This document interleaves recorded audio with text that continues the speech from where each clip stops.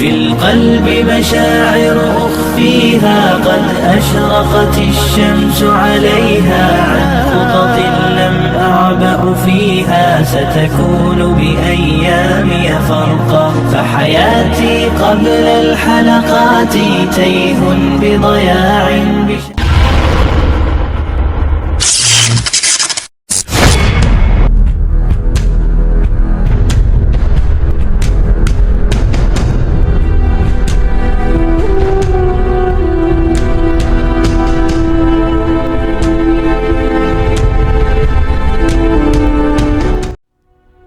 Assalamualaikum warahmatullahi wabarakatuh.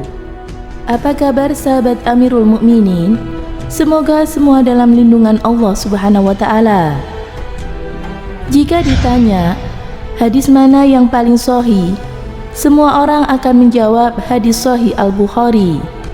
Benar, memang hadis sahih Al-Bukhari menempati tempat khusus di kalangan umat Islam. Kitab hadis sahih Al-Bukhari dianggap kitab hadis paling sahih dibandingkan kitab-kitab hadis lainnya. Siapa sebenarnya Imam Al-Bukhari? Berikut pemaparan Ustadz Hanif Lutfi, pengajar Rumah Fikih Indonesia. Dalam bukunya, Biografi Imam Bukhari, kata Ustadz Hanif, kebanyakan orang memang hanya mengenal nama Al-Bukhari saja. Nama beliau cukup singkat, yaitu Muhammad. Beliau berkunyah Abu Abdillah atau bapak dari Abdullah. Jadi nama beliau secara lengkap adalah Abu Abdillah Muhammad bin Ismail bin Ibrahim bin Al-Mughirah bin Bardrusbah Al-Juhfi Al-Bukhari. Beliau lahir pada hari Jumat 13 Syawal 194 Hijriah atau bertepatan 21 Juli 810 Masehi di kota Bukhara, suatu kota di Uzbekistan. Beliau terkenal Bardrusbah ini, bahasa Bukhara artinya petani. Kakek buyutnya yang bernama Bardrusbah dulunya beragama Majusi. Lalu putranya bernama Al-Mughirah memeluk Islam di bawah pimpinan Yaman Al-Juhfi, seorang gubernur Bukhara kala itu, sehingga dia dipanggil Mughirah Al-Juhf. Ketika Al-Bukhari masih kecil, ayahnya meninggal, sehingga ibunya merawat dan mendidiknya seorang diri. Biaya pendidikannya itu didapatkan dari harta peninggalan ayahnya. Ismail, ayah dari Bukhari itu, tampaknya memang dari awal suka dan cenderung kepada hadis nabawi. Ketika pergi haji pada tahun 179 Hijriah atau 15 tahun sebelum Bukhari lahir, beliau menyempatkan diri menemui tokoh-tokoh ahli hadis seperti Imam Malik bin Anas, Abdullah bin Al-Mubarak, dan Abu Muawiyah bin Sohi, dan lain sebagainya. Muhammad bin Ismail Al-Bukhari berkata, "Bapakku mendengar hadis dari Malik bin Anas, melihat Hamam bin Zaid, dan bermusyafahah dengan Ibnu Al-Mubarak dengan kedua tangannya." Semangat itu kemudian diwariskan kepada putranya Muhammad. Yatim dan buta waktu kecil, tak berselang lama Ismail wafat ketika Muhammad masih kanak-kanak. Sebuah perpustakaan pribadi ditinggalkan untuk Muhammad, di samping semangat untuk mengaji hadis. Dalam keadaan yatim, Muhammad lalu diasuh oleh ibundanya dengan kasih sayang, dibimbing untuk mencintai buku-buku peninggalan ayahnya. Bersama-sama kawan sebayanya, Muhammad belajar membaca, menulis Al-Quran dan hadis. Muhammad bin Ismail ketika kecil mengalami rasa sakit yang teramat di kedua matanya, hingga akhirnya mengalami kebutaan. Keadaan itu terus beliau alami hingga suatu ketika Allah Subhanahu wa taala mengembalikan penglihatannya berkat usaha yang ditekuni oleh ibundanya. Allah benar-benar memberikan kesembuhan kepada Muhammad bin Ismail.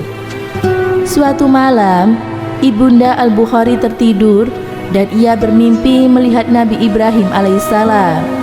Dalam mimpinya Nabi Ibrahim berkata, "Wahai perempuan, sesungguhnya Allah Subhanahu wa Ta'ala telah mengembalikan penglihatan putramu karena banyaknya tangisanmu atau banyaknya doa yang kamu panjatkan." Usia 10 tahun mulai belajar hadis.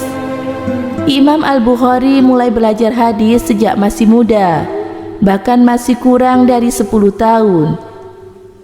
Ketika Bukhari berusia 10 tahun inilah Imam Asy-Syafi'i di Mesir meninggal, tepatnya pada tahun 204 Hijriah. Maka praktis Bukhari tak pernah bertemu dengan Imam Asy-Syafi'i. Muhammad bin Ismail berkata, "Saya mendapatkan ilham untuk mudah menghafal hadis. Saat itu, saat masih di kutab atau tempat belajar baca tulis, saat usia 10 tahun atau kurang. Usia 18 tahun mulai menulis kitab. Pada usia 18 tahun, beliau mulai menulis kitab Qadaya As-Sahabah wa At-Tabi'in. Kemudian Muhammad bin Ismail pergi ke Madinah untuk mempelajari hadis dari para ulama di sana.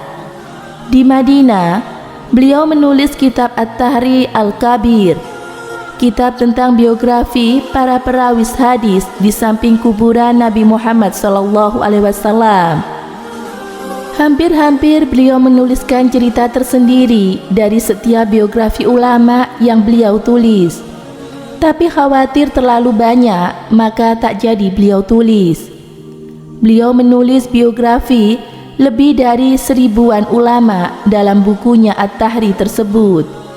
Beliau juga sholat 2 rakaat setiap menulis satu biografi ulama. Beliau belajar di Mekah dan Madinah atau terkenal dengan nama Hijaz selama 6 tahun, yaitu dari tahun 210 Hijriah sampai 216 Hijriah. Wafat di malam Idul Fitri. Beliau pindah dari kota Naisabur menuju ke Samarkand, tepatnya di desa Kartak, sekitar 2 farsak atau sekitar 12 km dari Samarkand. Di sana ada saudara dari Muhammad bin Ismail Al-Bukhari.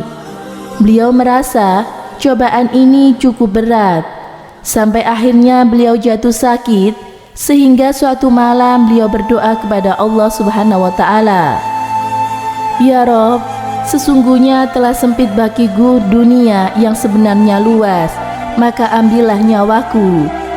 Beliau wafat pada malam Sabtu bertepatan dengan malam Idul Fitri. Beliau dikebumikan setelah sholat zuhur pada tahun 256 Hijriah di desa Kartang yang terletak dekat dengan Samarkand. Sekarang ini dikenal dengan Uzbekistan. Umur beliau 62 tahun kurang 13 hari. Muhammad bin Ismail hafal 100.000 hadis sahih, sanad dan matannya. Selain itu hafal 200.000 hadis tidak sahih sanad dan matannya. Masya Allah, demikianlah biografi singkat Imam Al-Bukhari yang sangat mengagumkan. Semoga kita mendapat keberkahan dari ilmu beliau yang begitu luas, dan mudah-mudahan Allah mengumpulkan beliau di tempat yang tinggi bersama Rasulullah SAW. Amin. Semoga bermanfaat. Wallahu a'lam bishawab.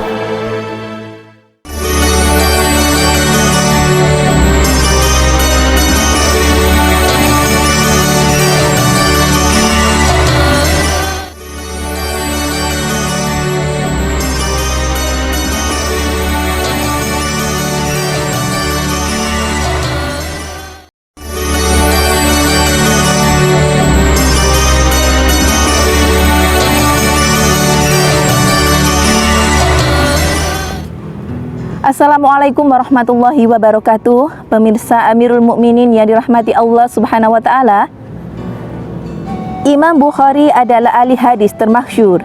Imam Bukhari lahir pada 13 Syawal 194 Hijriah, yaitu di Bukhara, Uzbekistan, yang bertepatan dengan tanggal 21 Juli 810 Masehi. Imam Bukhari atau yang sering dipanggil dengan sebutan Amirul Mukminin fil Hadis atau pemimpin kaum mukminin dalam ilmu hadis. Beliau memiliki nama lengkap Abu Abdullah Muhammad bin Ismail. Imam Bukhari sempat buta ketika masih kecil, namun karena doa ibunya yang khusyuk, akhirnya Imam Bukhari kembali dapat melihat lagi. Di usia yang ke-10 tahun, Imam Bukhari sudah hafal ayat-ayat suci Al-Quran. Dan ketika di usia 16 tahun, beliau pergi untuk berhaji bersama kakak dan juga ibundanya. Imam Bukhari dalam mencari ilmu ke berbagai negeri, seperti yaitu di Mekah, Madinah, Syam, lalu Baghdad, Basra, dan masih banyak lagi negara-negara Islam lainnya. Imam Bukhari tercatat memiliki 1080 guru pakar hadis. Imam Bukhari juga tercatat mengumpulkan hadis sebanyak 600.000 hadis. Kemudian beliau menyaringnya yang sahih hingga tinggal 100.000. Para ulama menyebutkan dan beliau menyantumkan di dalam kitab sahihnya sebanyak 700 lebih. Para ulama menyebutnya dengan sebutan Sahih Bukhari, kitab hadis yang paling sahih setelah Al-Quran. Imam Bukhari wafat di usia ke-62 tahun, yaitu pada malam Hari Raya Idul Fitri ketika sholat Isya, dan dimakamkan setelah duhur. Lautan manusia mensolatkan jenazahnya, rahimakumullah. Semoga bermanfaat. Wassalamualaikum warahmatullahi wabarakatuh.